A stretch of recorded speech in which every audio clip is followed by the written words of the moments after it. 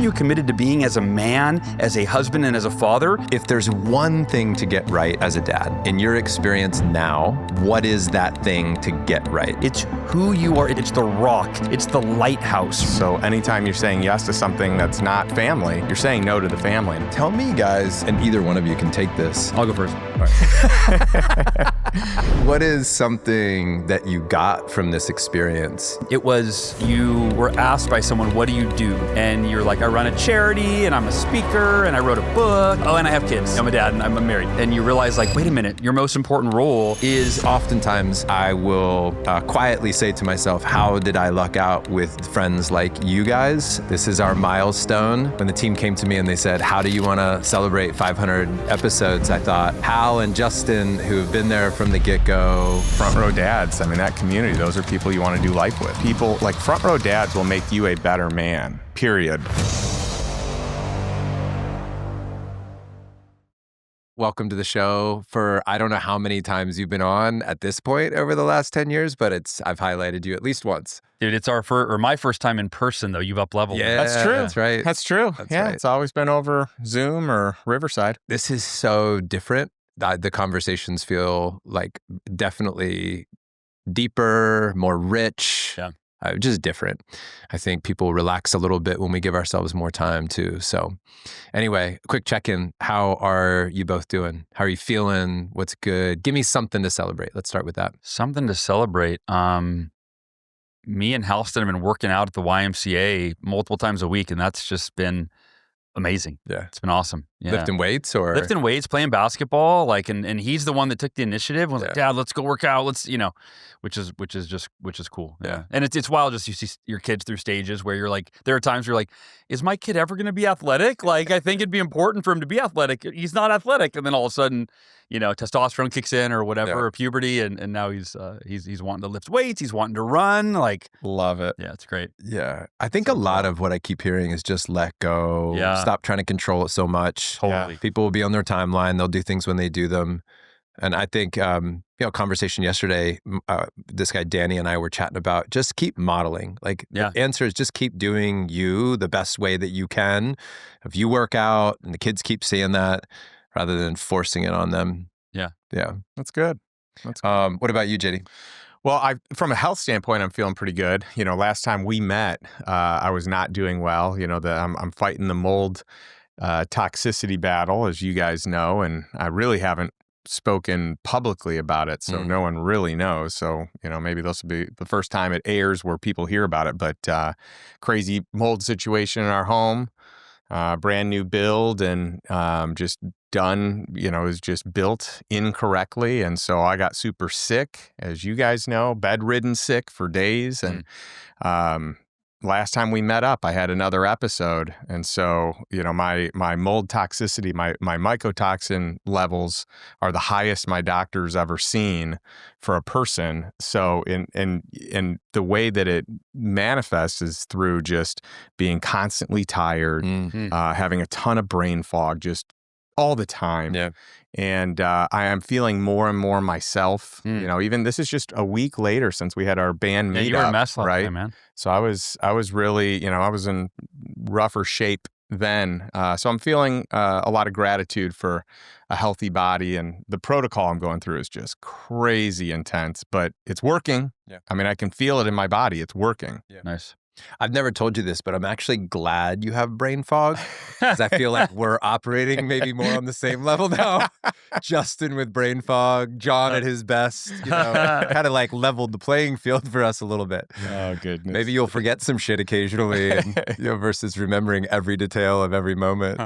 It can be frustrating. Not, I feel like I've had this great memory for years and years, and when it doesn't show up, it's like, man, what's happening? Is this aging? Is this from the mold? Is this, what is this? Because something's happening. So, it's palpable. I can counsel you through having a bad memory.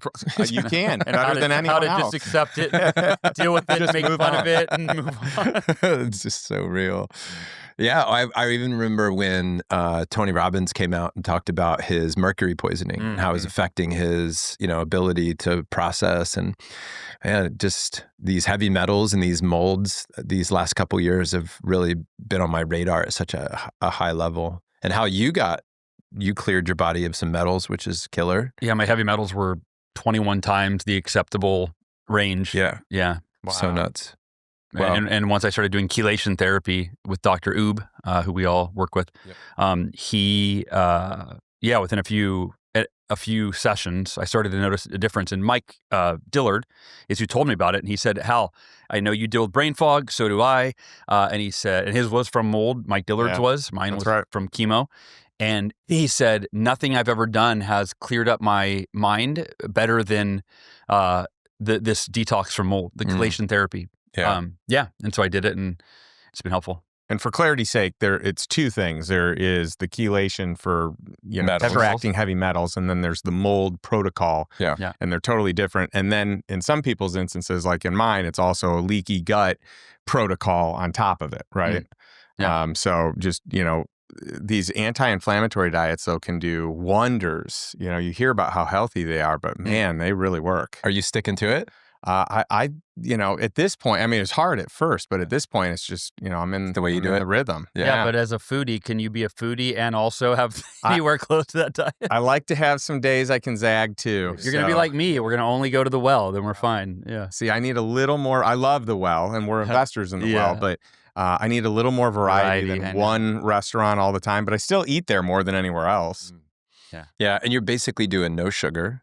No sugar. No grains. No added sugar. No added sugar, no grains. Is that right? Yeah. And then no alcohol, no gluten, no dairy, no corn, no rice, no legumes. Yeah. It's basically protein and veggies, and then I can eat berries. I feel like I can see you're leaner. Yeah. In your face, you look leaner. Yeah. Thank you. It's definitely, it's amazing how quickly it takes shape too. I mean, I was able to notice significant difference in a month of doing it. Now it's been 2 months, and it's very noticeable for me. Sometimes it's always hardest to notice it on yourself, right? Big time. Because it's such small changes over that period. Well, why we're gathered here today, you guys made time to come in, was 500 episodes of the Front Row Dads podcast. The big one. This is our milestone.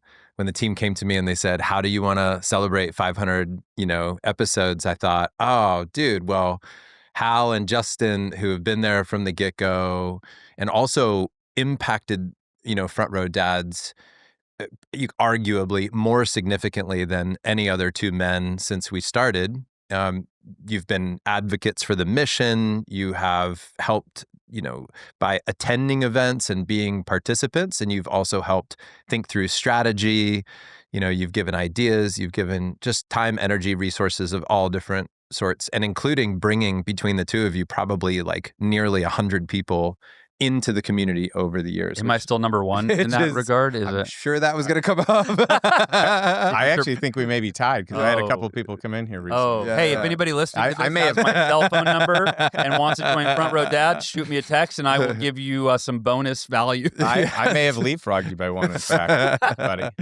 It's so cool how you guys have continued to show up. There are people that still find, I hear more often than probably any other, hey, how did you find Front Row Dads? The answer is, I read The Miracle Morning, or I followed Hal's podcast and Hal said something about it, or I read Justin's book and mentioned Front Row Dads in your book, which has done extremely well. Both of your books have done really well. So it's just things like that I'm so grateful for. I mean, oftentimes I will quietly say to myself, how did I luck out with friends like you guys? And it feels like I won the friend lottery, and it's just been awesome. So thank you so much to both of you for the way that you've shown up. You've introduced me to podcast guests. You've helped me get on other shows, invited me to events, to dinners. When I think about a true friend, a brotherhood, not one that I just talk about people having that sounds good in a soundbite, but actually we live it. That's so cool. Well, you're easy to want to help.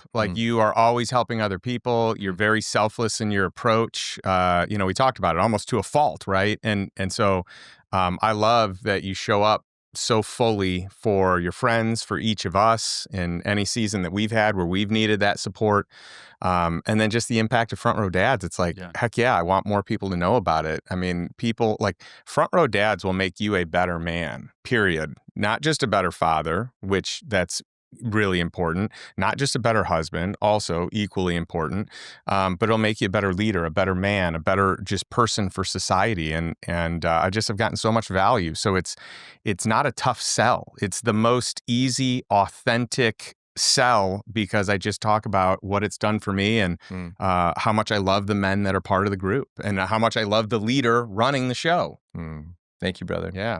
You know, it was heartbreaking and it was also inspiring when you told me about having to let go of some of your manuals, right? Because you were cleaning out your house because of the mold situation and you were going through some of these old manuals. Right. And it was nostalgic for me to even hear you say that because we've been designing these events for nearly a decade. Next year will be our 10-year anniversary of these events. We're going back to Philly, by the way, in October, 2026. So the very first one, and we're going to go back to the same venue. That's the same ballroom. Wasn't that a pub? I thought we were in a pub. There was a pub the opening night. Okay. Yeah, that was like that was a cool thing because we had given everybody, do you remember this? We gave everybody cartoon sketches of them and their family as a gift, a take-home gift from that event.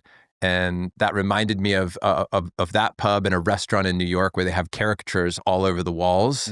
These historical, like these are our members. And so I wanted that same type of feel, That's cool. which was really fun. So we're going to go back. But yeah, man, I so appreciate those kind words. And it's been so fun serving this community. How, when you look back to the very beginning, do you remember testing your memory here, right? But do you remember? Do you remember anything? I don't like. Do you remember anyone? Do you remember? I don't remember. I don't like those kind of questions. But go ahead. But like in the very early days, I'm curious what you remember about Front Row Dads with the podcast or the first event or hearing about it from me. Just any of your earliest memories. I remember I can picture where I was driving in the car when you called me and you're like, hey, or we were talking and you said, hey, I'm thinking about doing this Front Row Dads thing, and you were running the Front Row Foundation at the time, sending people with life-threatening illnesses to the front row of their favorite event. And you said, I'm go off my memory here, but it was something along the lines of like, you were asked by someone, what do you do? And you're like, I run a charity and I'm a speaker and I wrote a book and and I have kids and a dad. I'm a dad and I'm married. And it was like the afterthought. And you realize like, wait a minute, your most important role is as a husband and a father, and all that other stuff should be the afterthought. Yeah. And so you said you wanted to you wanted to align your professional priorities with your personal priorities, and brilliant idea. And so now, right, you're constantly learning, growing, leading about being a better husband, being a better father, which of course makes you a better husband and a better father. And it shifted for me, like, the priority. And I'm wearing the wristband that you gave at one of the retreats, right? Family man, etc. Who's that based on? You're not like most men. You don't just scroll, you study. You don't just parent, you lead. And you don't just read, you implement. And that's why we made this, a no-fluff, battle-tested list of books that sharpen men like you. Picked by our tribe, proven in real life, these books are going to stretch your mind, fuel your growth, and challenge who you thought you had to be. These aren't just great reads. They're tools to help you grow as a father, husband, and a man. Get the list and all the insights that bring it to life at frontrowdads.com/books. It was the John Deere guy, right? It was Packard. David, is it David Packard? I'm trying to remember his name. Yeah, from Hewlett Packard. Yes, it was at his funeral. He had a little sign with all his accomplishments. It was just him on a tractor, and it said "Rancher, etc." Yeah, and then you had given me the book where I read that story, and it just made me think that same thought about if at the end of my life, what would it be like to put a picture of me with my family at my funeral? Yeah. And it just said family man, etc. Yeah. Like, who cares about the rest of you? Exactly. And that's it. When I went through cancer, that was my big wake up call. Was at that time, my career was at its height. Like the Miracle Morning was in 40 countries and it was #1 in Brazil and Korea. And it was like, life was amazing, right? Professionally. And if you would ask me, Hal, what's your #1 priority? Like most men, family, I would have said my family, of course. Yeah.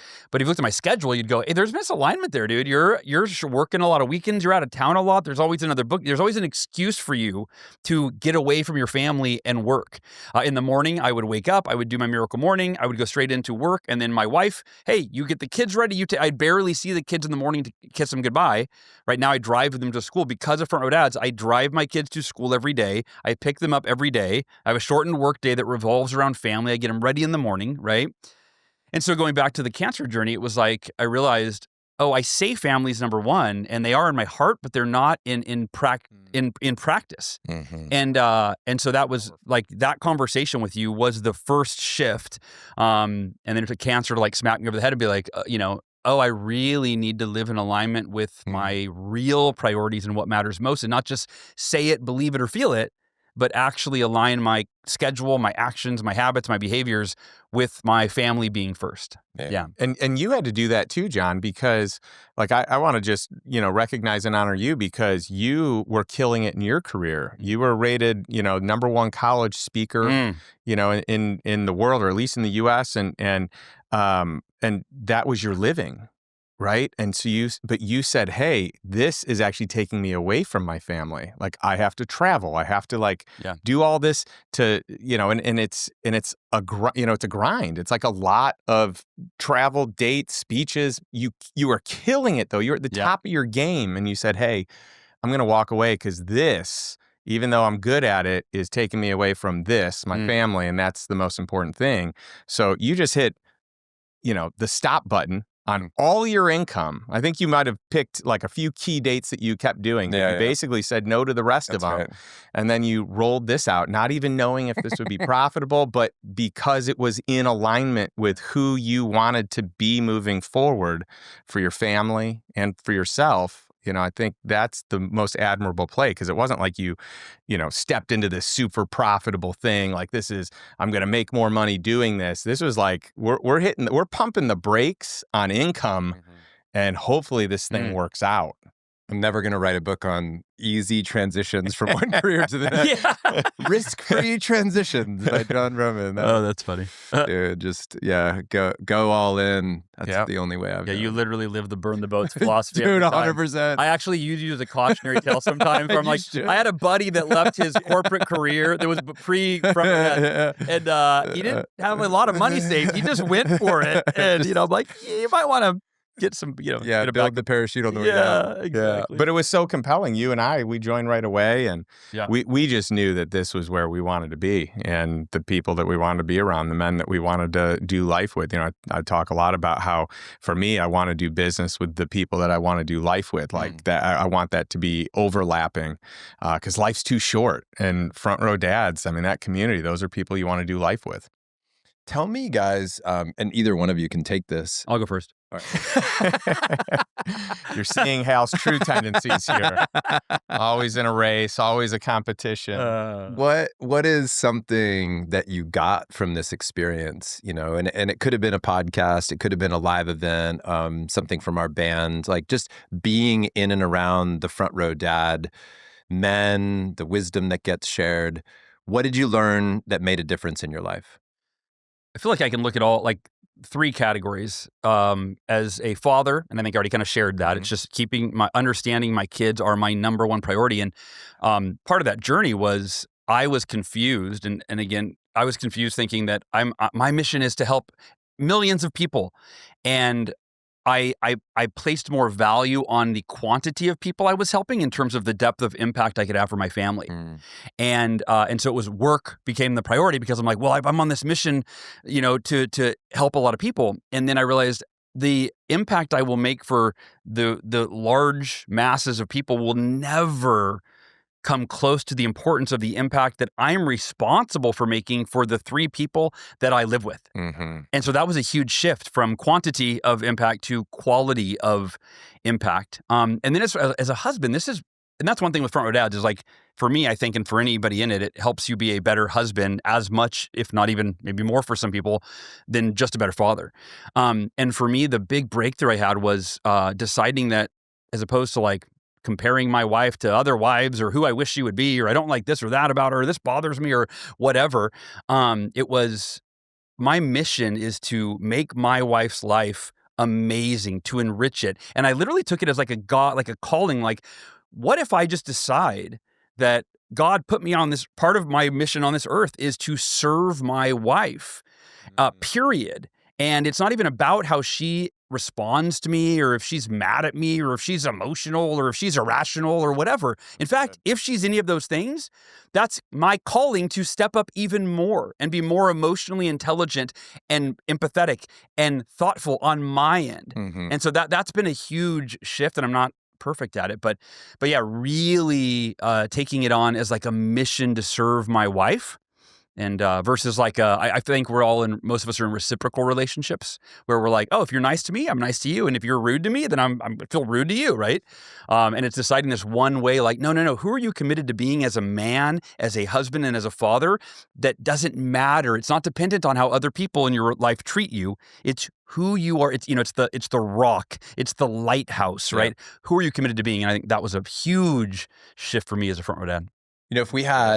If we create at some point, and we probably will, like the top 10 or the top 20 concepts that have ever been created or co-created in this group, or even reinvented in this group, I think the Forever Pledge would be one of them, because you came up with that concept. It made such a difference for you. You wrote out this pledge. You gave it, you hung it up in your home. You taught it at one of our events, and then other men, took that, did it, implemented it. You're very good at that. You're good at like learning, getting a concept, putting it into practice, and then teaching it. And our community has benefited not just from the Miracle Morning, because I don't know what percentage of people in our community have already read the Miracle Morning, but it's pretty high. Like there are a lot of Miracle Morning practitioners in Front Row Dads, but you continue to find those habit changes, the things that we can do that change our lives forever. Yeah. And I really appreciated that one, man.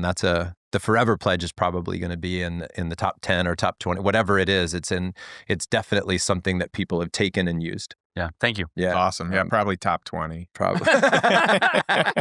Well, when you crack the top 20, let me know. I use that as a challenge to incentivize you to get it to the top 5. See all this motivation you use? Look, I like it. Justin, what about for you, man? What's impacted you? There's a lot of levels that I could talk on for the impact. I know early on, I remember making some comment to my wife where I said, well, I'm traveling and I'm doing all this stuff for us, for the family. Yeah. I'm making more, like this is a great opportunity, and I can make more for the family. Yeah. And I remember at one point she said, well, don't fool yourself. You're not doing this for the family. We have enough. Yeah. You're doing this for you. Yeah. And then I started thinking about it, and I was like, yeah, I am. This is for me. So this thing takes me away from the family. One other wonderful thing she said, in the moment it wasn't wonderful, but it was, when you say yes to something, you're, by default saying no to something else. So anytime you're saying yes to something that's not family, you're saying no to the family. And I never really looked at it that way. And so it was a great epiphany where I said, wow, yeah, I guess I am just taking the path of least resistance. Like being a businessman or being an entrepreneur or being an investor, it's just, I have enough reps. I have more reps there. It's easier.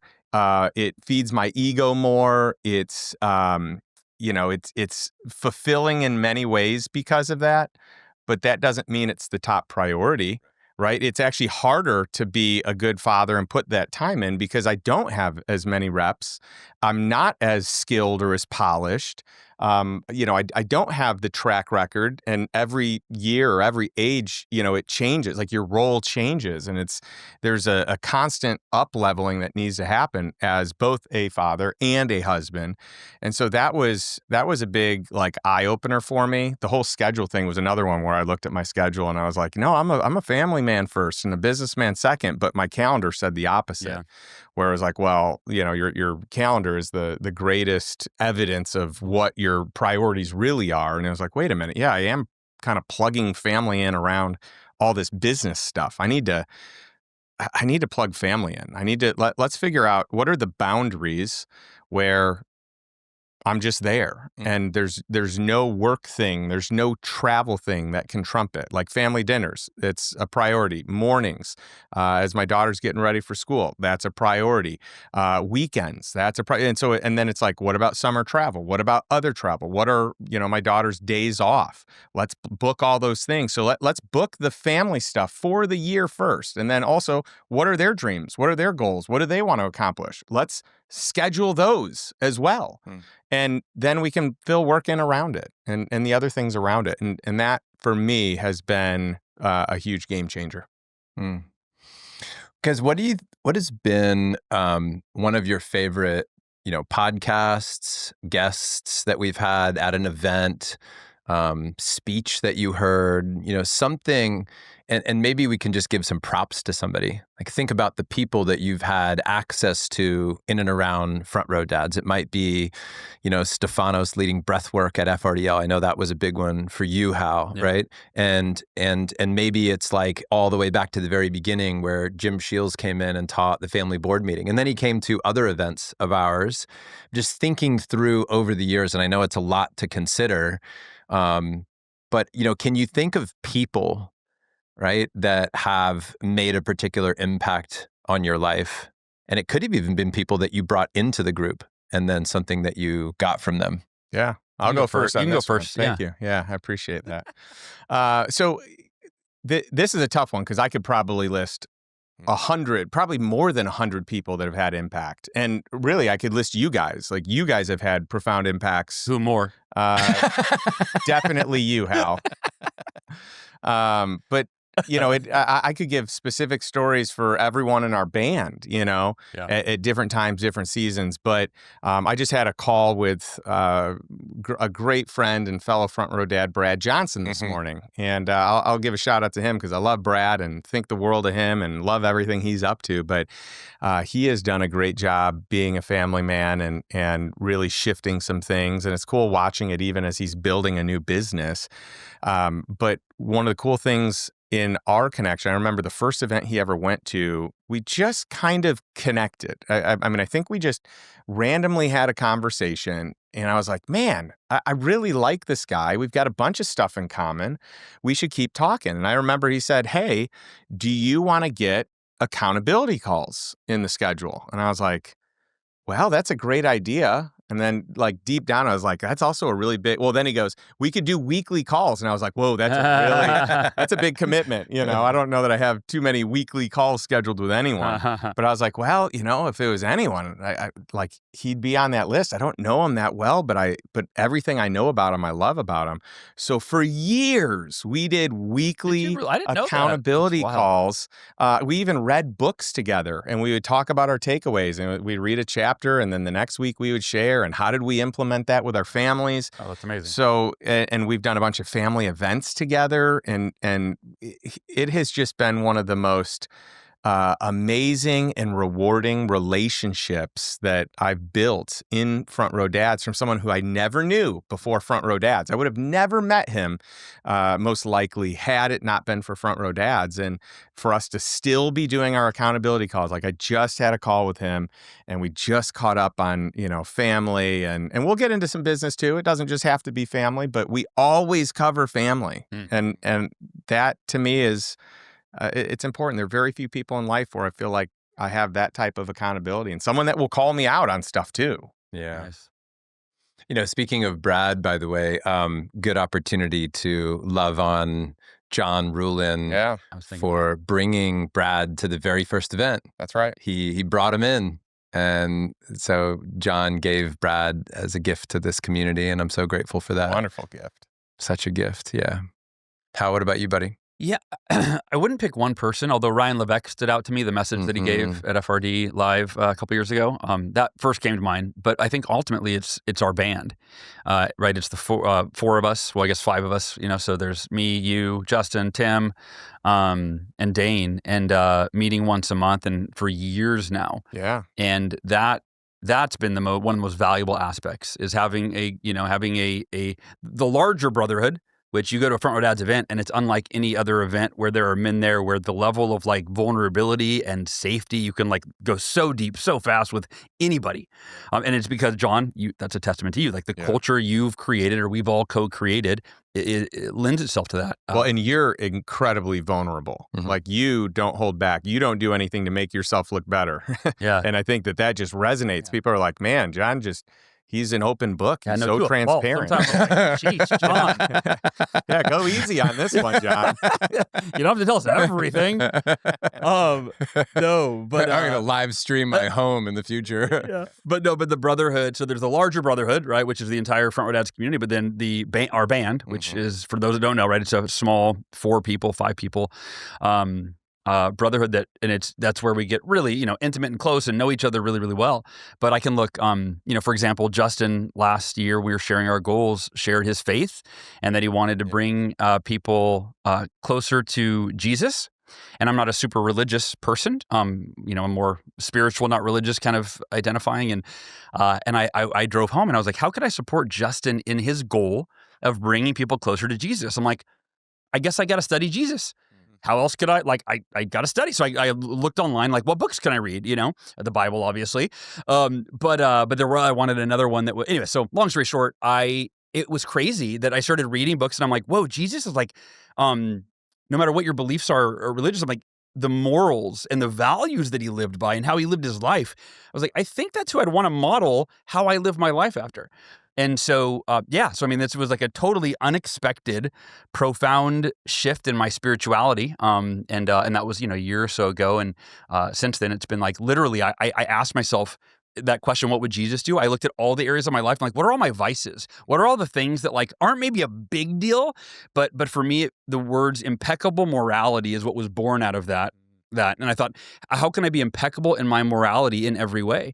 And I'll give you one example I'll be open with is, pornography. Like I used to look at pornography a couple times a week, few minutes, just, like for a little entertainment. And I was like, Jesus probably wouldn't do that. And so today's probably, I think I track it on a habit app, but it's like day 292 that I have not looked at pornography, when it used to be a few times a week. Right. And so that's one example, and there were other alcohol and different, substances and things. I was like, oh, how can I be impeccable in how I treat my body and my mind and my marriage and all the things? And that wouldn't have happened, Justin, without you, buddy. So thank you. Thank you. Yeah. I appreciate you sharing that. Yeah. You can add that to the top 20 list. Do you feel more comfortable giving him a fist bump now? I really appreciate that, Hal. I mean, this is the place, this is the community where we get a chance to confront and to reveal and to share in such a way, and in such a courageous way, where we can then give other men permission to do the same. Totally. Yeah. Whatever it might be. And it may not be the same vice. It might not be the same challenge that somebody else is facing. There are some very consistent challenges that men face. Yeah. Alcohol is one of them. Porn is one of them. Right. And probably like elements of some version of depression or anxiety, right? Negative self-talk. These are things that we can also get addicted to. Yeah. We can get addicted to achievement, progress. Like there's so many things that people get a chance to be vulnerable about in this community. And it's been awesome to not have to just do it on my own, but even like in conversations like this where I know other guys are listening, alcohol was that for me. Mm-hmm. And I remember August 4th of last year, a very significant day, I decided to let go of alcohol. And I also, looking back on it, my relationship to alcohol, I never said these words, was with my current definition, I would say I was an alcoholic. Mm-hmm. I would say I was an alcoholic under my current definition. Yeah. Other people might look at me and go, John, I know what an alcoholic looks like and you weren't it. But my definition and how it was controlling my life, how it occupied my thoughts, how much attention and energy I gave it, right? How it influenced my behavior. That's how I would define myself as an alcoholic. It was running my life. I wasn't running it. Yeah. And I think that by hearing so many men over the years on this podcast, in interviews, in our events, in small group conversations within our band, people looking in the mirror, truly addressing their own shadows, truly addressing their own wounds and their traumas and their insecurities. That's the part that gave me so much strength to like wake up and take my ego out of the driver's seat and just say, oh, hey, man, thank you so much for trying to protect me over the years. Thank you so much for trying to make me okay. Yeah. But I'm going to evolve into a newer, more aware, more grounded, more stable version of John, like a guy that can really like stand the test of time. A lot of the things that I was doing were burnout moves. Yeah. They were burnout moves. And now it feels like when I wake up each day, I'm like, ooh, this is sustainable. Yeah. I could do this for a long time. Yeah. You're not numbing out anymore, right? Not numbing. Yeah. I am in certain ways, I'm sure. Sure. I just had to delete Instagram and Facebook from my phone last week again for the 100th time. Yeah. Because it's like, I'll put it back on because I have to do some work or whatever. And then all of a sudden I'm standing in the toilet, taking a piss, like scrolling. I'm like, I'm addicted to this now. Yeah. Totally. But we get a chance to be honest about those things. I've even said to you guys, probably privately, but also in a group, that I still, even at the level of our relationship and how much we've been through and how long we've known each other, I still sometimes hesitate to tell you guys things because I'm like, there's a part of me that's worried that even at this level of our friendship, there's a moment when you guys will say, shit, John, still, I'm tired of talking about this. How are you still battling with that? And I'll tire my friends out, right? And I think that's also something that along the way, at every stage of our growth, and I'm 49 years old now with a 15-year-old and a 10-year-old, and we've been a band for 6 years, 5 or 6 years or something like that. Yeah. It's been over 5. That's now my new fear. Mm-hmm. That fear didn't exist in the beginning because I wasn't worried about tiring you out because the fear was, should I reveal that? Yeah. Right. So then I overcome that fear and I reveal it. But now I have a new fear 6 years later, which is, did I do too much revealing? Yeah. Should I pull back on the revealing? Because I don't want to burn you out. Yeah. It's interesting. But I love that you can talk about that. Yeah. And I love that we can be that open and go that deep. I mean, I really do think in our group, there's nothing that, like, for me, I don't feel like there's anything I can't share with you. I would imagine you feel the same way. I don't want to project that you do, but I feel like I could share anything. Now, I tend to be, half glass full, Enneagram 7 like you guys, but like very much so the silver linings guy. So I can always find the good and the bad. But there's never been a thing that I have felt like I can't come to you with. Like any issue, any struggle, anything in my life, I'm like, I always know this group I can go to. It's a safe group and they're going to support me in it. Yeah. The one thing you said, don't tell anybody, John, that I like the most is this. Let me share with you that one thing. Yeah. No, but it reminds me of the Jim Rohn, quote, you're the average of the 5 people you spend the most time with. And where Front Row Dads, it's literally a group of men with really high standards who are also highly successful in business. In fact, they were probably highly successful in business where maybe not as a dad or not as a husband, which might be why they joined. But now you're like, I can't imagine a better group. If you are a man and you have a family, like I can't imagine a better group of men who are striving to be better husbands, better fathers, and successful in business all simultaneously and are vulnerable and loving and supporting each other. Like, what? Yeah, that's it, man. Yeah. Hal, do you have somebody that comes to mind, a person over the years that has, you said Ryan Levesque. Was there anybody else that you wanted to mention that has made an impact on you, something they taught you? It's you guys. One thing that I was thinking about when I drove here, I just remember I invited Tucker Max to come to one of the Front Row Dads event in Florida. Yeah, in the Keys. And that's a great one. And for anyone that doesn't know Tucker Max, couple things. One, he has very high standards. He's very intelligent and very high standards to the point of where most things you tell him or introduce him to, he tells you they're stupid. He's highly opinionated. He's highly with opinionated. His standards. Yes, it's a waste of my time. This is stupid. I've seen better. You name it, right?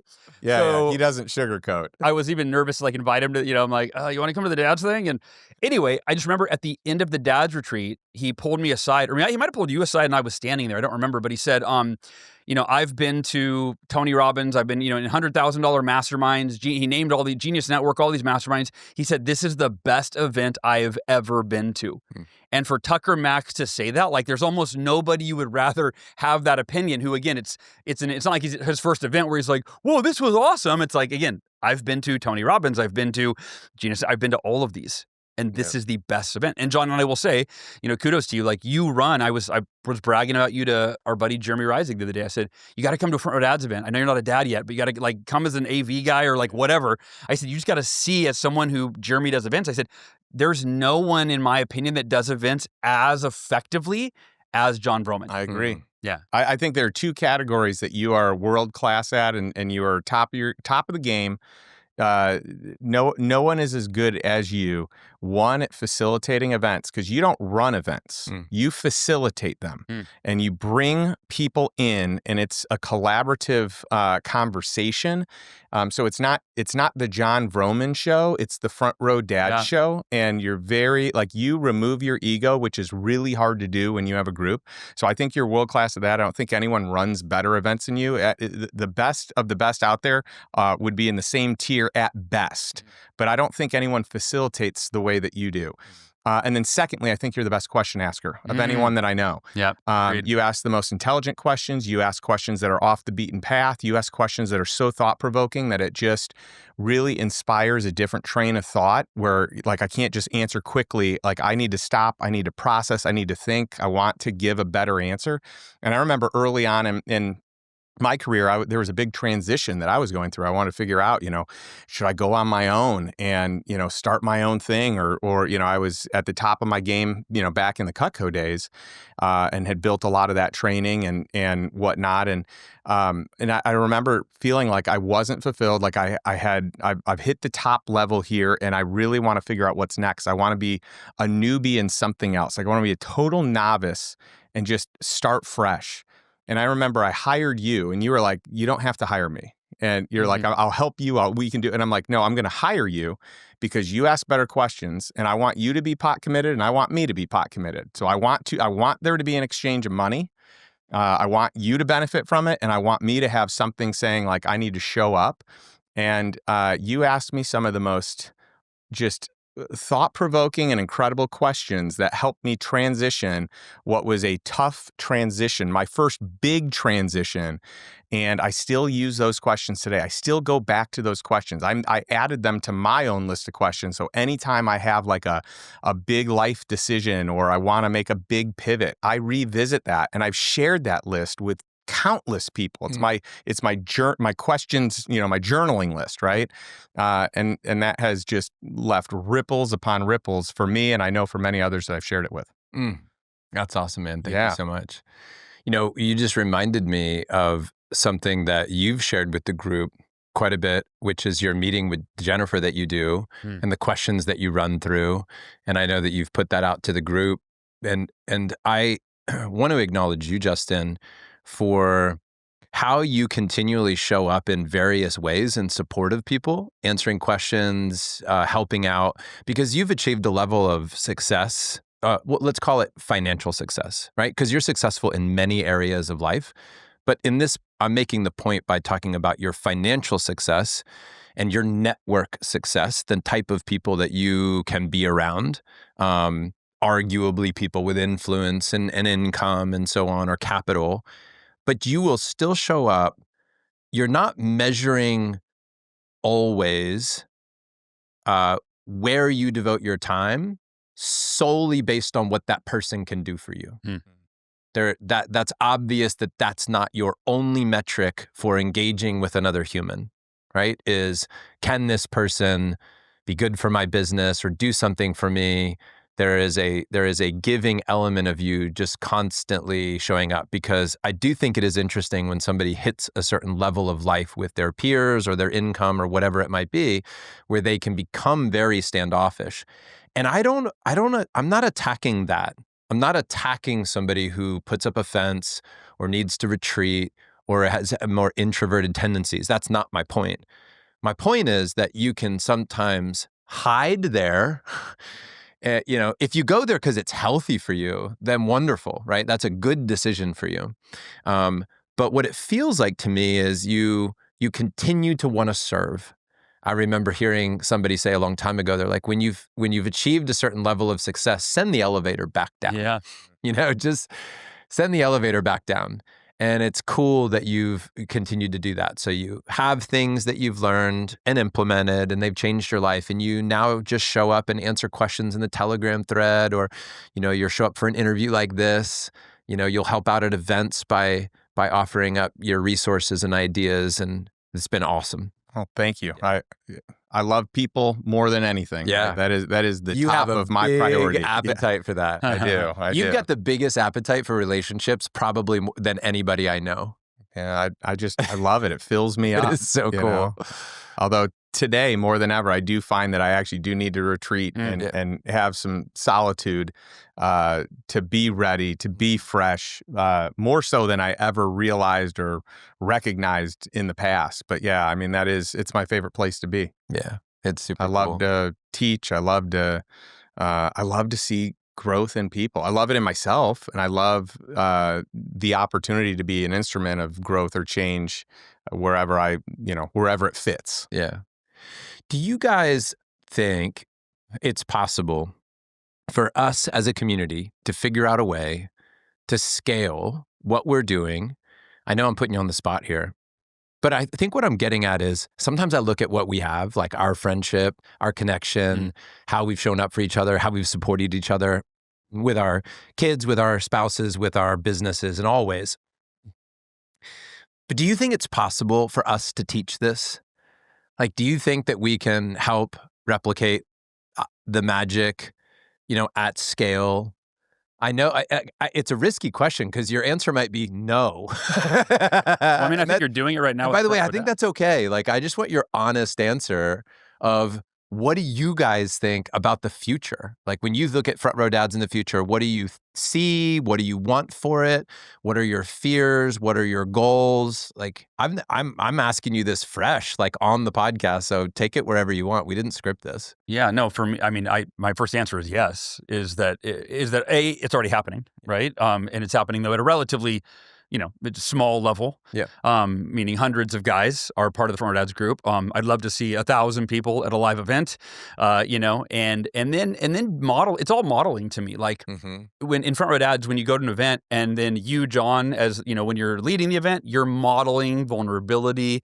You're modeling love and connection. You're modeling the strength. You're modeling all these things, and then everybody else is like. The guys that are already there are like, yep, this is what we do. This is how we are. It's how we show up. The new guys are like, oh, wow, this is what this is like. And then as soon as they talk to somebody else, they're immediately feeling that safe space and they go deep. And so my whole point is just modeling it at scale. It's just simply how do we get the word out, right? Like you're reaching hundreds of men, hundreds of family men. How do you reach thousands and then 10,000s? I think the answer is absolutely yes. Yeah, I agree. And I do think that on a small scale, what we've done in our band can be replicated at a larger scale. I think that there are systems and protocols that can be built that others can use. Now, it doesn't mean that they're going to have the same level of vulnerability because that's going to be based on how open the group decides to be and is everyone in the group being that open. So from a macro standpoint, I mean, certainly you could get to tens of thousands, millions that there's impact, and certainly with all the moves you're making on the podcast too. I mean, you guys are growing your following and downloads, and the word is getting out there. To a certain degree, there are some events that I don't think should grow in size because you lose that cohesive group. But I think there are other events that, when that's not the purpose, and it is more of, an outreach, then I do think those could grow. But I think for sure with the magnitude of scale online and social media, larger events, there's no doubt. But I actually think like on a smaller level, like more systematized, that can happen. What we're doing in our band, giving that playbook to other people, what we're doing when we're going to do our retreat, just, our band, we're going to go and spend 3 or 4 days together. Those things I think are definitely scalable and definitely replicable. Yeah, definitely the local chapter concept is going to be our next. There could be more. There could be tons big move. Of those. Yes. Yeah, that's cool. When you think about other people that have been impacted by Front Row Dads, without outing them and something confidential, have you seen progress and impact in other men that have deeply moved you?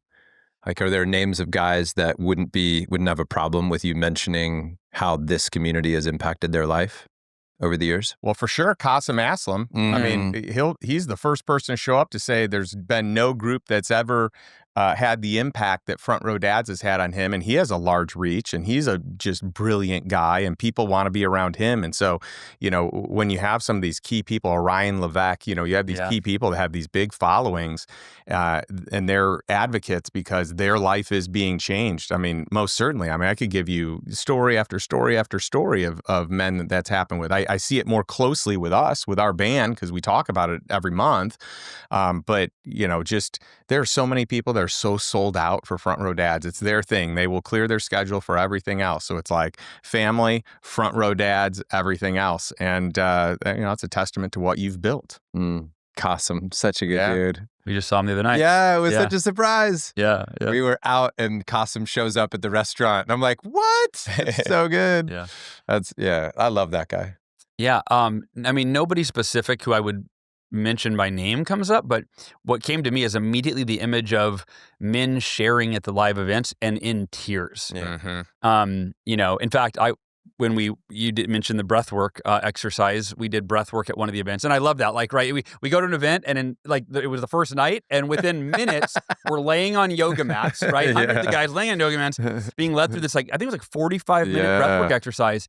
And it was 2 hours in total. Oh, was it 2 hours? Yeah, wow. 2 hours in total. By. So I'm starting, and he's, was it Stefano? Yeah. Yeah. So he's leading us through it, and I'm going, okay, and I'm doing all the things. Yeah. And after a few minutes, I'm in my mind, I'm like, this doesn't work for me. Yeah. Like, it just doesn't. It does. It doesn't work for me. But I'm like, all right, I'll just stick with it. I'll keep doing it for a little bit. And within a matter of minutes, right? And this is somatic work that I don't fully understand. Yeah. But within a matter of minutes, probably like 5 or 7 minutes in, I just start bawling, and I start talking to myself out loud, like talking to the inner me, like the child. It was some wild experience, and I had this profound breakthrough. And and then I stood up, and I couldn't hold. I'm like trying not to cry, and I'm crying. And I'm trying to share with the whole group. But my point is, the names are not. The amount of men who have profound breakthroughs like that, where they're on the mic, they're crying in front of a room full of other men, and probably guys that they're probably would have never thought going to the event. They're like, I'm not going to cry in front of a bunch of dudes, but they're doing it, and it's healing for them. And other guys are putting their hand on their shoulder and giving them hugs, and you know what I mean? And it's just to non-huggers being total huggers at these events. Yeah.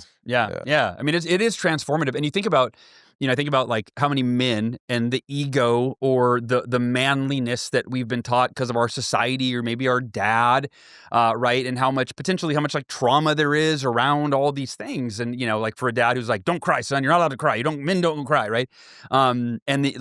It's just these events are like permanently transformative for so many men. Yeah, and let's even talk about Front Row Moms here for a moment, because there's the ripple from Front Row Dads into Front Row Moms, and you've got a couple of great leaders, couple of women that are just powerhouses running that, good friends, and to see what has been built there, to hear the feedback from those women that went to their first event. So there's no doubt that the impact can scale, and that the ripples are far and wide. That's so cool. I'm so glad you brought that in. Yeah.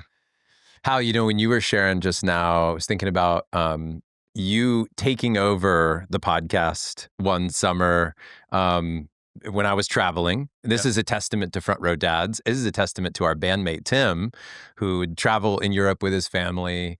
And that inspired me. And eventually we ended up taking 6 weeks and doing a big European adventure, which was awesome. So inspired through this community. You took over a podcast because I was going to be on the road, and we said, hey, does anybody want to come in and do an interview? And you interviewed Mickey Willis. Yeah. That was an amazing show. And it's timely because we you just had him on. Released I'm halfway through it right now. Yeah, we just released his episode, or at least part of his episode. We talked for almost 3 hours. Wow. So we only released a part of it. And he's outstanding. He just had a film that came out last night. There was a premiere in Austin, Follow the Silenced, which shout out to him. Can we talk about that later? All right. Fair enough. We can talk about that later. But I don't want to steal from Mickey. Yeah. I don't want to steal from Mickey. All right. But his show just came out. You interviewed him, and I was on a cruise on a river through Europe. I was probably in France or Germany or somewhere around there, listening to you interview Mickey. And that was a moment for me, man, because it was a lot of things happening at once. One is I'm on this cruise with my family, this yacht basically cruising through the river. You're interviewing Mickey. Mickey's dropping wisdom bombs that are just amazing. Yeah. As always. Yeah. And it was like, oh, this is what happens when guys are in conversation, supporting each other, being models for each other. It was a lot happening in that moment. It was a very, very meaningful moment for me. So thank you for hosting that show, by the way. Yeah, it was an honor. You asked me, is there any dad you'd want to interview? And I was like, Mickey Willis, 100%. Yeah, one of the most intentional fathers on the planet, and just such a smart, emotionally intelligent human being. And and he had told me, our families hang out occasionally, and I've seen him interact. I've met his kids, right? You meet his boys, and you're like, these are the two most incredible young men you could ever hope to meet. And the way they shake your hand, actually, they give you a hug. They don't just shake your hand; they give you a hug. They're respectful. They're engaged. They immediately start asking you questions like you're talking to John Vroman, right? Anyway, and so. Dude, was he the show that you recorded and forgot to record and you had to do it again? Was that the one, or was there a different one? I don't think that was. You had one show that you recorded but forgot to record it, and then I thought it was him. I've done that a few times. That might have been. I don't remember. It might have been Mickey. Yeah. Yeah. Well, testament to a short-term memory. You don't have to worry about those things. That's right. No shame. No shame. And it shows that Front Row Dad scales beyond just you, John, which is really cool. I mean, that you can have people that want to jump in and do that, and that it's not dependent just on you. Yeah. I mean, that shows the strength of the community. Dude, and how about this? Like your ripple too of, so Brad Johnson, you developed this incredible relationship with him. Brad does a takeover, interviews Michael Hyatt, which was wild. So that was one of the interviews that was pretty cool. Another brilliant, wise father. Yeah. Yeah. So getting Michael Hyatt in. I'm thinking of other people now that we're talking podcast interviews. And do you have any favorite interview that you recall, or something that you learned from somebody on the show? I loved the RO team's interview because the whole concept of leaving your phone in your office or somewhere else, for them it's in that RO machine, right? That charges it but like hides it, so it's out of sight, out of mind. I think that is one of the most powerful concepts for a family, for a dad specifically, for us to lead that culture in the family, that your family, your spouse, your kids are more important than your darn phone. Yeah. And is there a certain, I'm curious, is there a certain time frame that we're suggesting? Is it like, hey, after dinner the phones go away and they don't come out till the morning, or what? I think it's before dinner. It's kind of like you have your time or that before it's dinner, like, hey, this is family time now. Yeah. Phones go in the case. If you need to bring them out, after, your kids go down, do it. But if you can not do that, that's even better. Because, for me, like Jennifer and I get our quality time after we put our daughter down, right? So if I'm back on my phone again, well, that's interfering with the quality time that I could be having with her. Yeah. And I'm not perfect at it, but I am miles ahead of where I used to be. Well, what's wild about that moment for me was that at the first ever Front Row Dad Retreat, October 2016, the idea of putting your phone in a gun safe came up. I don't remember who came up with the idea, but it was like a thing, that it was a ceremony that Dad put his gun in a gun safe and it got locked away. That was awesome. And people really were impacted by that concept. And then years later, we talked to these guys, amazing gentlemen, who made and created, invented the RO box, beautifully designed box. You put your phone in it. It has an app. It tracks how long your phone's in the box. It's got a charging station in there. It's pretty cool. So it was a really, really cool concept that got brought in. One of the shows that comes to mind for me is Zach Bush.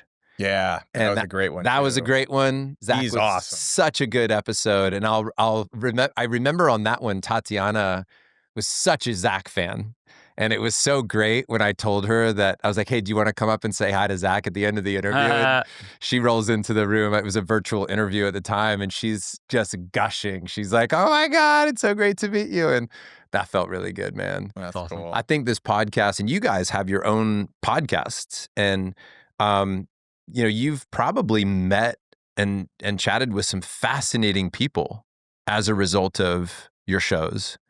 This is such a great medium to be able to sit down and really dive deep with people. How you introduced me to Ryan Dice. Yeah. And Ryan and I had an amazing conversation just recently, and that was made possible because of you. And what I really wish I had a list of in front of me right now was all the people you both have introduced me to. It's a crazy list of people. So generous, so encouraging. Sometimes you'd introduce me to somebody and I'm like, I don't know if like the person they're introducing me to is going to be disappointed with this introduction, but you definitely like you are swinging for the fences in my favor. I mean, it's a risk I take every time. All the time. How you've copied me on some of the messages that you've sent to people, pitching Front Row Dads. Yeah. It's just so cool, man. And, I just want to thank you guys for that. Yeah. I'm saying that in 100 different ways. Yeah, it's right. It's just round and around. Thank you, thank us, thank you. Right, like thank the whole community. It's just so much positivity in terms of the whole Front Row Dads experience from start to finish. When everyone wants to give, and I think it's important that you build that culture in the beginning, but you find the people that fit that culture also, that you're clear on what the culture is, right? Like that's what we do inside of the Lifestyle Investor Mastermind is it has to be a right fit. Yeah. I don't care how successful you are. I don't care about any of that other stuff. If you're not hungry to learn and grow yourself, if you're not willing to share of your gifts and talents and expertise, if you're not just a kind, wonderful person, then there's 0% chance of getting in. And I think for Front Row Dads, you've modeled that well. I mean, those are the men that show up in that group. And so you always have people that want to give. And it's awesome. And that's what you need. You need people that are selfless or have the ability and moments to be selfless and just give. Yeah. Dude, what you did with Lifestyle, by the way, like watching you launch your community. I remember being in San Diego with you, by the way. And I think you had just hired Mike Koenig. Okay. And it was like very early on. And I remember you sending me the logo, be like, which one of these do you like? It was very early on. Yeah. I remember the writing of the book. And then I remember being just blown away by how fast your community was growing. We were in Chicago together. I don't know if you remember. And we were riding in an Uber. And this was after we had this like very small Front Row Dad legacy type event where we went to the, baseball game and all that. And you were telling me about the people that were applying for your group and that you couldn't keep up with the number of applications that were coming in.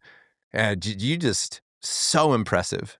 But I do feel like pretty much anything you touch turns to gold. It's a little annoying, to be honest. It is. It's super annoying. Fucking annoying. I always have to talk about how Justin did what I should have done with a book. It's kind of and now he's living the life I should be living. Why does he have to be so good at everything? Thank God he has mold toxicity to knock him down a few notches. He remembers everything from every book he read. Jesus Christ. You guys are too kind. Why is he so good at everything?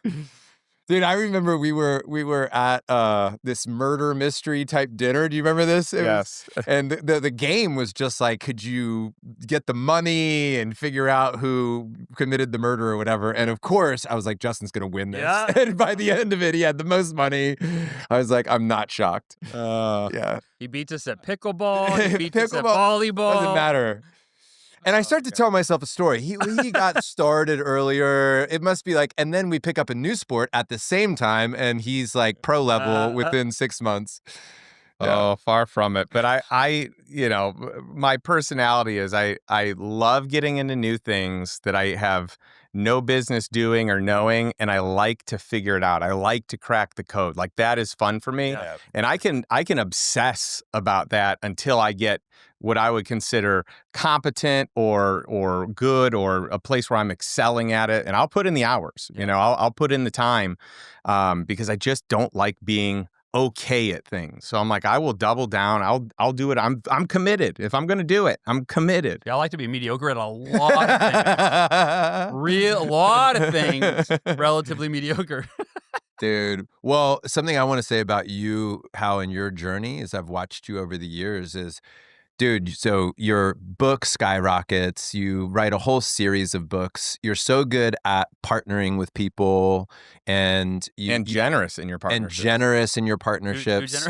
Too generous oftentimes in your partnerships. But what you did is you came up with a brilliant concept. Mm-hmm. You're such a good storyteller. You're an amazing speaker. You're so passionate whenever you have an idea, not just one that's your own or that you profit from, but just anything that you believe in. Yeah. You're such an advocate. You're always bringing new products to our band meetings. You're like, you gotta try this, gotta read this book. You gotta, whatever. It's so good to see.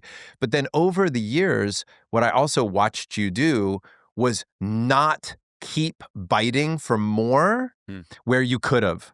And I was like, man, if he put 80 hours a week into this, and like really this could be maybe 100 times bigger. But you very quickly were like, I know what my priorities are. I know. So you didn't just talk about putting family first, but I've watched you do it with discipline over the years. And you've said no to a lot as a result of your choices. That's been really admirable to see, man.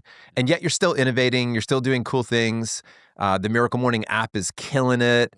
And I think you just continue to check in and you make really good decisions for you and your family and your future. And it's awesome. And people love you. Like people are just die such hard a fan. Fans. Yeah, mass. Die hard. Your fan base is crazy.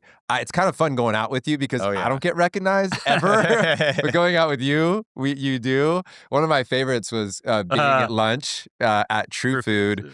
And the woman's like, telling us about the Miracle Morning book, but she doesn't realize it's Hal. It was so great. So she's pitching the book to us. And then I said something like, do you ever want to meet the author? Yeah. It was really cool. And I'm like, I just pointed across the table. She had a freak out moment, which was really, really cool. But that's been fun, man, to watch you have all this fame and yet not get a big head about it in some ways.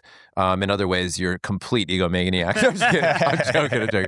But it's awesome, dude. You're such a great ambassador of your own brand. Yeah. It's really, really cool. Thank you. I appreciate that. One thing that came up from when you were saying that is, the whole getting the kids ready for school in the morning and then taking them to school and then getting off at 3 to pick them up. Like, that's hard. It's hard for me to cut out, 2 or 3 hours of workday where I'm like, I have so many things to do and not enough time to do them. And I really need these 3 hours, but right. And then, so it's both challenging. And then it's also like affirming, like I'm doing it. It's hard, but I go to bed at night being like, I did the right thing today. I put family first, sure. So well, you've got to invest your time and energy somewhere. And if you're investing in one place, you're probably not in the other. So what's the most valuable place to invest it? Most certainly your family. And let me say this, John, the one, that first phone, going back to that first phone call, something that I always remember that you said at the end of my life, I'm paraphrasing, of course, but you said at the end of my life, when I look back, my kids aren't going to remember, nor am I, how many books I sold or how many mortgage payments I made or how much money I made. My kids are going to remember how much time I spent with them, how many things I showed up to. Like, that was the game changer. And I realized that, Justin, like to your point, when you're like, I'm traveling the world and I'm doing it for you, sweetie. And she's like, no, you're not. You already got us to a level of success where the bills are paid. That's all we need. And now there's this limitless success that as an entrepreneur, you're like, I can scale bigger. I could help more people. I could on and on and on. And it is just this decision of like, what matters most. And I need to make sure I'm, making money and paying the bills. But I've got to cap the success, if you will, at whatever levels needed to be with my family, be with my kids, support my wife, so on and so forth. There's an analogy that really just sticks out in my mind that I heard and from a friend and mentor who basically said, you're always juggling at least 2 balls, except that one of them is a glass ball and one of them is a rubber ball. Mm-hmm. And the glass ball is your family. I love that. And the rubber ball is your business or your professional life. And that rubber ball, you can drop it. Yep. It'll bounce. Yep. If you don't pick it up in time, it will, bounce smaller. Eventually, it will stop bouncing, but you could always pick it back up. You can always restart it. You can always pivot. You can always do something different. It's always there. If you drop the glass ball, your family, and it shatters, well, it's shattered, right? Like, It's not like that one bounces. There are certain things that just you can't put back together, and that has just been ingrained in my mind. And I just want to make sure that I'm honoring that glass ball. Like, so if I have the decision here, it's like, well, if I don't do this, then maybe I make less money, right? So maybe I should invest in this or invest time or resources into this.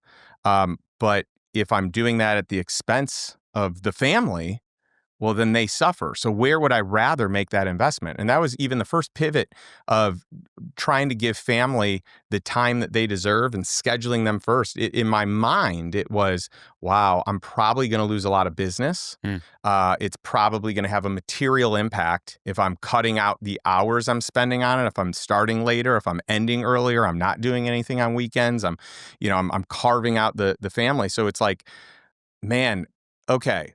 Let me wrap my mind around that. Okay, yeah, that's still the better move. I would rather invest in my family knowing I'm going to lose over here. Yeah. But the reality is, I haven't lost over here. Yeah. And you can make the argument it's gotten better because I have guardrails. I have boundaries. I've had to get other people involved that do it better than I did it. Great point. Right? Yes, that. Yeah. And so it's like the business and the wealth and all the things are growing when I'm doing less, and I'm less focused on it because I'm putting more time towards my family. That is one of the biggest ideas of this community is if you choose to put family first, then you ask the question, how might my business grow while putting family first? Then you're forced to look at leverage, who not how, how to scale systems and processes.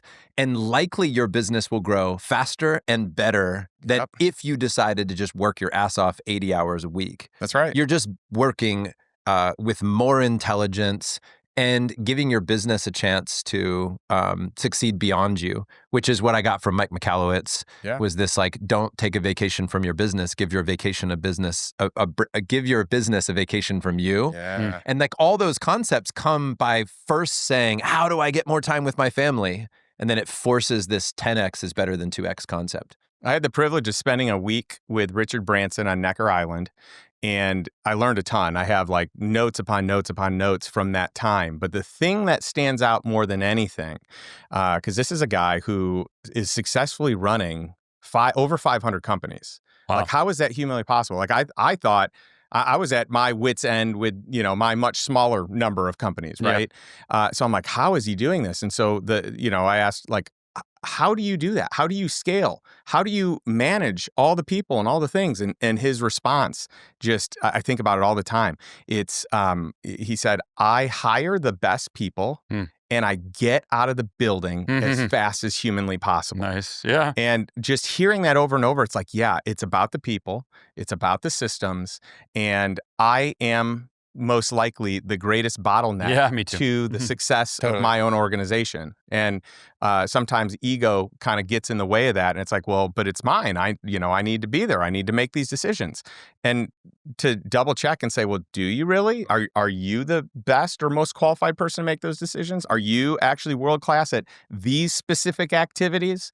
Why not get someone in there that is world-class at those specific activities? And there are a lot of activities that I am not world-class at that I need world-class people around me. Well, you two are definitely world-class at recruiting Front Row Dad members. So let's talk about that for a moment. How you do that. I'm curious how you guys talk about Front Row Dads. What do your text messages sound like? When you've generated interest from people that you brought in, because again, it's quite a few from both of you. And I know it's a bit different style maybe, and there's different ways that we've done it, but I often hear from guys in our community, they're like, I love this. I have some buddies. I don't quite know how to talk about this. There's something that's missing from them of being able to sell a concept that they're already subscribed to. You two are great salespeople anyway. Yeah. You're great at sharing stories. You're great at speaking. You're great at training and getting a point across. Not everybody, I don't think, has that natural ability, but maybe we can share something that could be educational. Well, I think number one, it's got to come from the heart. It's got to be real, authentic, stories of impact for, in my case, for me personally, right? I'll share like the impact I've had. Sometimes there are times where what that person needs, maybe it was someone else in the community that had that. So I'll loop someone else into the story of impact. But some of it's like the value prop, it's like, well, how much are you spending on these other things? Well, for the dollars here and access to the group that you have, like that trade-off, like that's the best, value out there. Why would you not? What do you desire to be better as a husband? Do you desire to be better as a father? Well, what else could you do? I mean, there are a lot of things you could do, but what else could you do that with the consistency and the brotherhood and the community and the learning opportunities that are available, like what else could you do that would trump that? And it's a small investment for the return that you get. Yeah. I want to double down on this for a minute because it's like, what's the most important thing to do as a dad to be successful in that space? Be there for your kids, right? Show up for your kids, love your kids, no question. Do you need front row dads to be a great dad? No. Let's be honest, right? You don't need it. You need to be there for your children. You need to love them. You need to engage. You need to model great behavior for your kids. Outside of that, okay, so let's say somebody, that's table stakes for somebody. They're like, well, of course I'm going to do that. Yeah. Of course I'm going to show up and love my kids. And I want to be even better. I want, like, what are my blind spots? What am I missing? What are some other, like, outside of that, you brought up a great point. What could you possibly do that would have a bigger impact on your success in that role than a community? Mm-hmm. I would argue it's not going to be a book. It's not going to be a Google search. It's not going to be a conversation with ChatGPT. It is not going to be, stumbling upon the 7 fun activities on a Saturday morning with your kids. It is likely going to be, and this is, I would argue this, is community. Yeah. It is the 5 people that you hang out with. It is the men who see you, know you, and can target their feedback for you, the blind spot revealing, and then the modeling in such powerful ways. It's easy to justify spending the money on a business community or a business event where you're going to see that growth, right? And that's almost like a no-brainer. I mean, once someone gets into like the mastermind space or the community space, the peer group space, the mentorship space, like it's a given. If you're not in it, it makes practical sense. And then once you're in it, you're like, oh my goodness, the returns are infinite, right? And so if you're going to do that for business, like that's important, but nothing's more important than how you show up for your family. Like that should trump the business one. And the other thing I find people get hung up on is, well, I'm so busy, I can't make everything. And that's where I really like to lay out, and I do this in our community too. We don't have to be maximalists here. We don't have to go to everything to get the value. Yeah. You can pick and choose the things that will add the most value and go to those, but it's likely one conversation, one event, one mindset shift, one conversation, one person, one new relationship, one strategy. It's one thing that totally changes the playing field. Mm-hmm. And so it's not that you have to go to everything, it's that you just have to commit to some things and then take those some things and implement them. I love that concept that you can't know everything. Yeah. But you can know something. And that one thing can change everything. That's right. That's as simple as that, yeah. Well, it's the few things that came up in this conversation that I remember. John, when you said, my kids aren't going to remember how many mortgage payments I made or how many books I sold or how much money I made. They're going to remember how much time. I was like, oh my gosh, total transformation in the mindset, right? Like it's these, I think I probably shared maybe 3, 4, 5 like monumental, life-changing paradigm shifts that have occurred since I joined Front Row Dads. It's not, here's 100 and here's everything from every event, right? Like I probably have hundreds of notes from the last, however many, almost 10 years of events. I don't remember 99% of them, right? But the 1% I remember have completely, fundamentally changed how I show up as a family man. Well, and my activity of just going through all my past notes, because I had to throw everything away. And so I scanned in all my notes and I, kind of consolidated it. And I owe you guys an email so you can see it all. Yeah. You said you months ago, dude. Yeah. Well, I've got it. It's done. But what is interesting, it's like, I'll go through this and it's like, wow, that's cool. I've implemented these things. Yeah, I'm better here. And it's like, oh, these ones I meant to, I didn't. Yeah. I probably need to own up to that. Like, let's commit to these ones too. But it was a great walk down memory lane of 10 years of, and for years I did both retreats every single year. And so there is a compound effect. And it was cool seeing how many shifts I had made. And it wasn't that I made all the shifts. It was that I picked like the top 3 from an event. And that's what I did at the end of every event. It's like, all right, what are my 3 big takeaways? Because I can't implement everything. Can I implement at least one of the 3? Right. Can I strive to implement all 3 of the top 3? And that in itself was a game changer and continues to be a game changer. Yeah. Hal, you send some text messages that have prompted some incredible engagement from some really cool people. Yeah. What when you send a text message to somebody, I mean, I wish I could just pull one up right now and read what you've sent. Yeah. But what goes into a message that you will send to somebody? Or like, talk to me about your philosophy of telling people about Front Row Dads. It would have been nice if you did a little more prep. No, I mean, I'm trying to remember what I say. I know that one of the first things I do is I just usually ask, have you heard of Front Row Dads? Or are you familiar with Front Row Dads? And if they say no, I just immediately send them the URL. And that's one thing, your website, the frontrowdads.com website is so good. It's so aesthetically pleasing. It's so functional. It does a great job communicating what Front Row Dads is, why it's valuable, all the things, right? Lots of testimonials. Testimonials, and the video clips of the events. You watch one of those, you're like, how could I not go to this? Like, I would do anything to be in that room. Yep. So I always send the URL and I just say, hey, I go spend 5 minutes today looking through frontrowdads.com and let me know. It's the most influential group I've ever been a part of as a dad.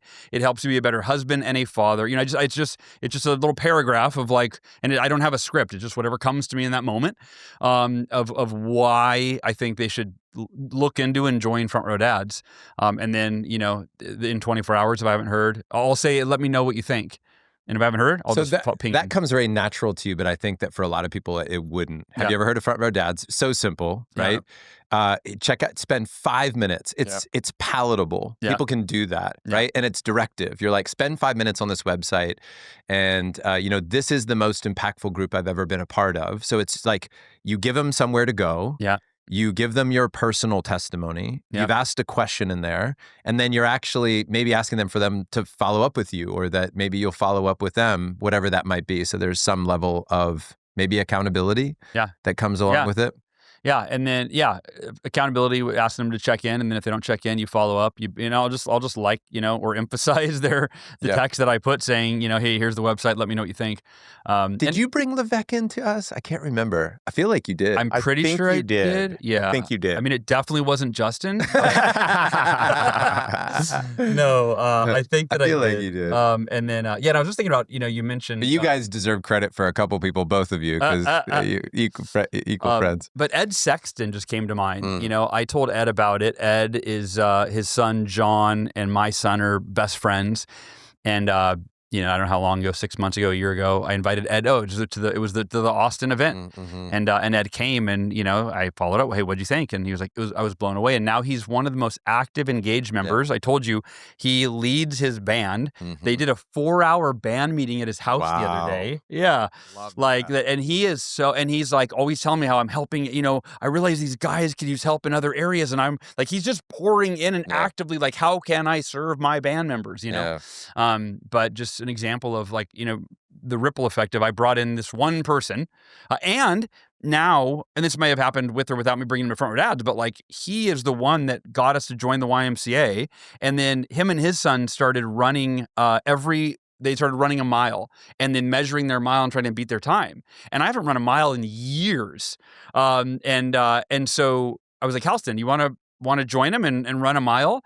He's like, sure. And so we both ran a mile, and then, and now every time we go to YMCA, we try to beat the previous mile time. It's like that's a game changer, and it's a game changer for my son to be valuing working out and physical activity where it's normalized for him at such a young age, he's going to think, he's like, this is part of his identity now. I work out, I exercise. Yeah. And he's only 12, Yeah. So cool. Yeah, I dig it. What have I not asked about or talked about that would be important to celebrate 500 episodes on the podcast and coming up on, next year, but coming up on our 10-year anniversary? So nearly a decade of live events, 500 episodes, many band meetings, lots of texts, phone calls, conversations, amongst our core group as a band. What have I not talked about that would be important, if anything? Have I missed the mark anywhere? Justin, you can go first. Yes, thank you. I appreciate that. So, so generous. Yeah, that one I'll let you go first and second. You could take first and second answer. Just answer it twice. Well, you know me well enough. I think we've done a great job covering things. I think it's hard to put into words the quality of men that are in the community. I don't think we can even hold a candle to describe how great these men are. The impact that, like, we've talked about the impact that we've seen. There's so much impact that we will never see, right? And we can make the argument that the impact we never see is actually greater than any impact we've ever seen.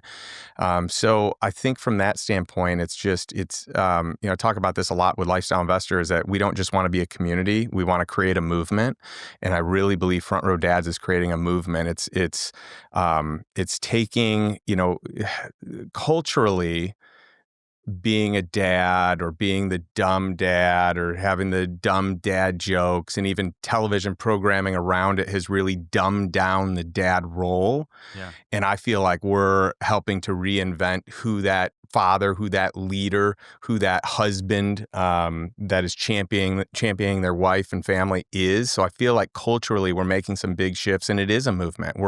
We are bringing the masculinity back to how fathers should show up, but not just pure masculinity, with vulnerability, that it's okay to cry, it's okay to open up, it's okay to share struggles.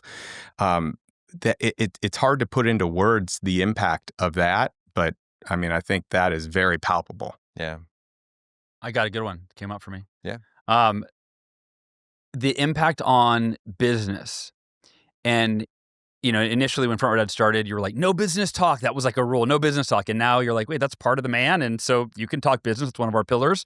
But you think about this, if you're just as a man, if you and your wife are in conflict, if you are fighting, if she is angry at you or vice versa, at least for me personally, and I think it's true for a lot of men, nothing affects my mental health more than that. Yeah. When my wife and I are fighting, nothing impacts my mental health more than that. And it makes it hard to get anything done because you've got this like friction. She's like, oh, I'm gonna make it hard for you because you hurt me or whatever. And so that for me, I realized that when my wife is happy and thriving and feeling loved and filled up, I do better at work because it frees up that mental and emotional space. And so that to me is a side benefit of Front Row Dads, is that by helping you thrive as a husband and father, you then have, you just feel good, you feel light, you feel liberated to then focus on your business and thrive in your business without your wife complaining that you're always working and you're never home, because you actually are putting them first. In all areas. It's not even just business. It's certainly business. Yeah. But I feel like we compartmentalize a lot of things as men. Women tend to flow through things a lot more. It's kind of one ecosystem. And we're like, well, let's close this, room and let's open this room. Yeah. But there's a certain degree that you can't fully do that, right? So to be in a good space, it impacts everything. It impacts your health. It impacts, everything. Yeah. I'm thinking about questions to close this out. And these are high level kind of summary type questions. So gut reaction to the question of, in your experience now, having been a dad for a number of years, you're a little bit further down the road than some other men who might be listening to this who are just starting their families. A question that comes up is, if there's one thing to get right as a dad, in your experience now, what is that thing to get right? I think it's to live your life in the way you want your kids to live their lives. It's to model the behavior. You see that meme that goes around that, if you're not pursuing your dreams, right? If you're not living courageously, how can you expect your kids to pursue their dreams? Like, my dad just, worked the same job that he hated and he whatever. And then, of course, modeling integrity, modeling all of the things. And I see that in my kids as they're older. My daughter's 15 now, all about to be 16. My son is 12, about to be 13.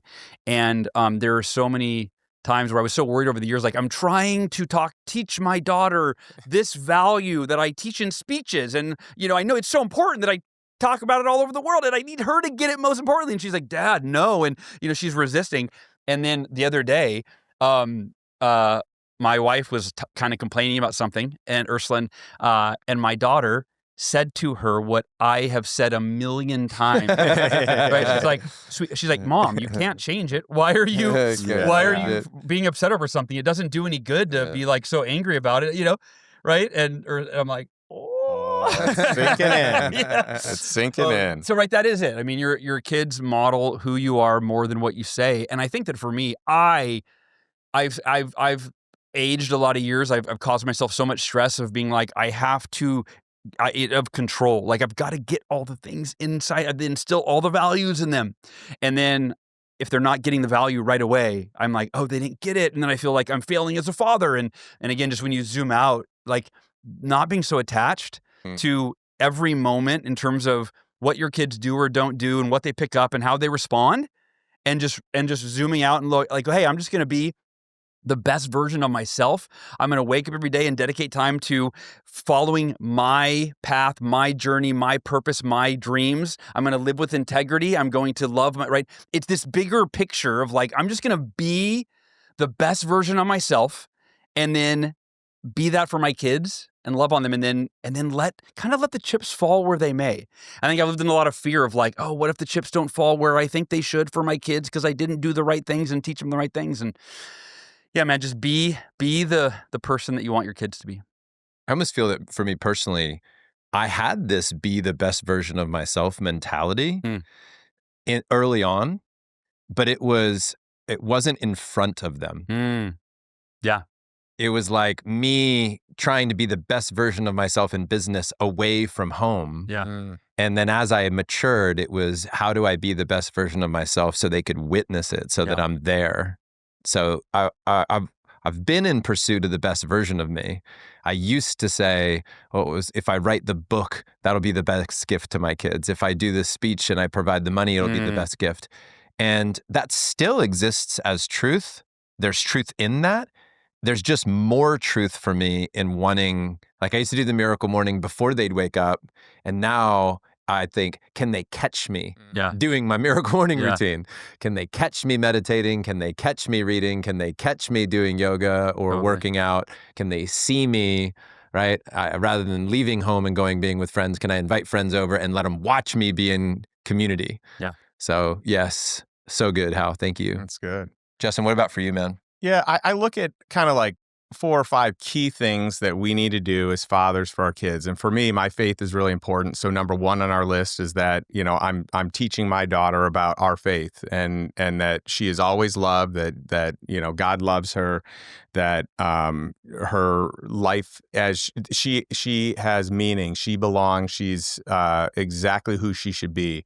So like one of it is faith, and the byproduct of that is kind of like self-image. I could separate that and say, hey, I want to make sure that I'm sharing and loving in a way that she just always knows that she belongs and she always knows that she is loved, because I want her to have a strong self-image. I want her to just show up to every situation knowing that there are people in her life that love her, and that even if she's upset with mom and dad, that God loves her, So that secondly would be peer group, that it is my job and my responsibility to make sure that the people that she is surrounding herself with are people that are going to help build her up and help her make good choices, be a good influence on her, that she's showing up in a way that she's influencing them positively.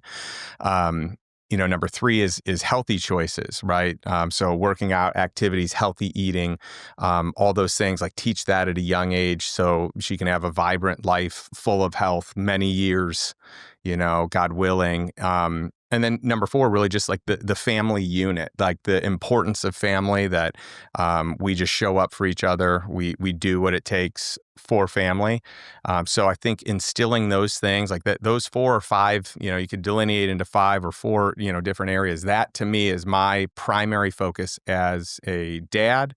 And then, some of that will kind of spin off as a husband, but I think there are a few other things that would need to take place on the husband side of things. It was a way better answer than Hal's. Thank you. That's what I was thinking. Appreciate that. On that sarcastic comment, guys, thank you so much for being willing to sit down and take a walk down memory lane with me. I love it. Thank you so much for what you've done for Front Row Dads. I expect twice as much in the future. We need better incentives, dude. But I hope we have 500 more interviews in the future. I hope that we're fortunate enough to be around in 10 more years to be having these conversations and celebrating what happened when our kids went from 10 to 20, right? Yeah. Or 15 to 25. That's kind of cool to think about. It'll be fun to be thinking into the future of having conversations around our adult kids and then looking back on some of these things and maybe talking to them. Maybe they'll be on the podcast and reflecting on some of these things that we talk about. Nice. It's really cool to think about all that. So thanks for being in the journey. And I said this before, but I feel like I won the friend lottery. Ditto, man. So me too. Love you guys. Love you as well. That's a wrap. That's a wrap. Thanks for listening today, fellas. If you got value from this episode, I ask that you take 1 second right now and you share this with another dad in your life that you respect, that you know is committed to becoming a better man, family man, and businessman. And on that note, I want to honor you for choosing growth. Your family will thank you years from now for all the effort that you're putting in to learn the strategies so you can show up more fully for them today. Take care.